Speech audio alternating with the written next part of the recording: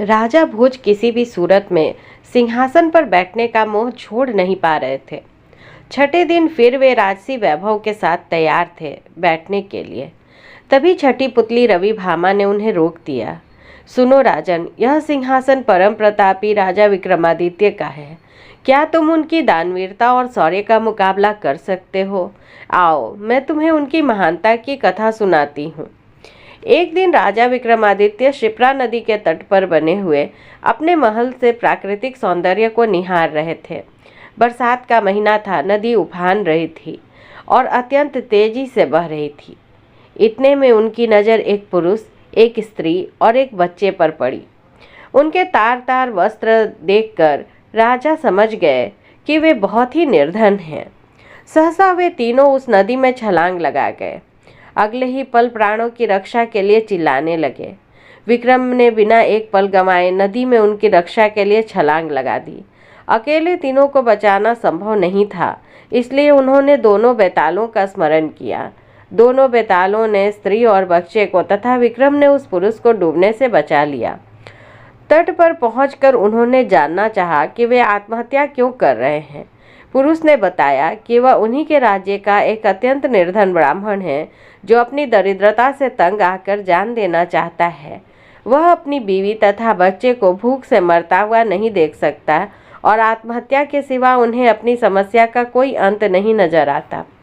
इस राज्य के लोग इतने आत्मनिर्भर हैं कि सारा काम खुद ही करते हैं, इसलिए उसे कोई रोजगार भी नहीं देता।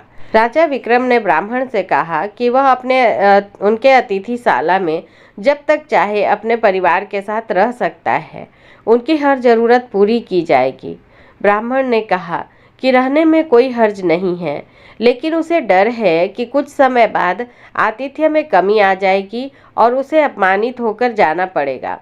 राजा विक्रम ने उसे विश्वास दिलाया कि ऐसी कोई बात नहीं होगी और उसे भगवान समझकर उसके साथ हमेशा अच्छा बर्ताव किया जाएगा।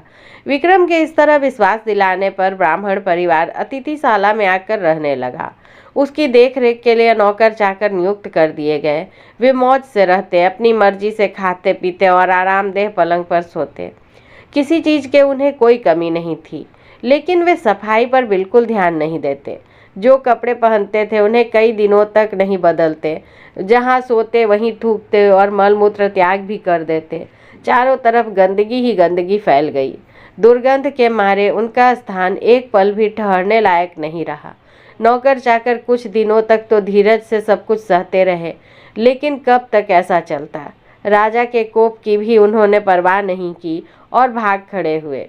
राजा ने कई अन्य नौकर भेजे, पर सब के सब एक ही जैसे निकले। सबके लिए यह काम असंभव साबित हुआ। तब विक्रम ने खुद ही उनकी सेवा का बीड़ा उठाया। उठते बैठते सोते जागते वे ब्राह्मण परिवार की हर इच्छा पूरी करते। दुर्गंध के मारे माथा फटा जाता, फिर भी कभी अपशब्द का व्यवहार नहीं करते। उनके कहने पर विक्रम उनके पांव भी दबाते।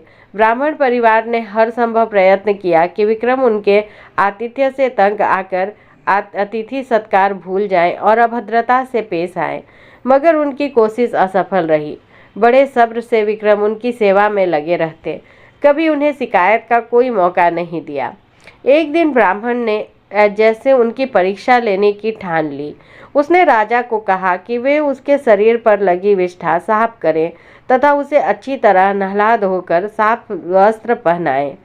विक्रम तुरंत उसकी आज्ञा मानकर अपने हाथों से विष्ठा साफ करने को बढ़े। अचानक चमत्कार हुआ। ब्राह्मण के सारे गंदे वस्त्र गायब हो गए। उसके शरीर पर देवताओं द्वारा पहने जाने वाले वस्त्र आ गए। उसका मुखमंडल तेज से प्रदीप्त हो गया। सारे शरीर से सुगंध निकलने लगी। विक्रम आश्चर्यचकित थे। तभी वह ब्राह्मण बोला कि दरअसल वह वरुण है। वरुण देव ने उनकी परीक्षा लेने के लिए यह रूप धारण किया था। विक्रम अतिथि सत्कार की प्रशंसा सुनकर वे सब परिवार यहाँ आए थे। जैसा उन्होंने सुना था वैसा ही उन्होंने पाया। इसलिए विक्रम को उन्होंने वरदान दिया कि उसके राज्य में कभी भी अनावृष्टि नहीं होगी तथा वहाँ की जमीन से 3-3 फसलें निकलेंगी। विक्रम को वरदान देकर वे सब परिवार अंतर्ध्यान हो गए। इतना कहकर रवि भामा बोली, बताओ राजन, क्या तुम में इतना धैर्य है कि इस तरह से किसी का आतिथ्य सत्कार कर सको? राजा भोज असमंजस में पड़ गए और बिना कुछ कहे अपने कक्ष में लौट आए। अगले दिन 7वीं पुतली कौमुदी ने रोका राजा भोज का रास्ता।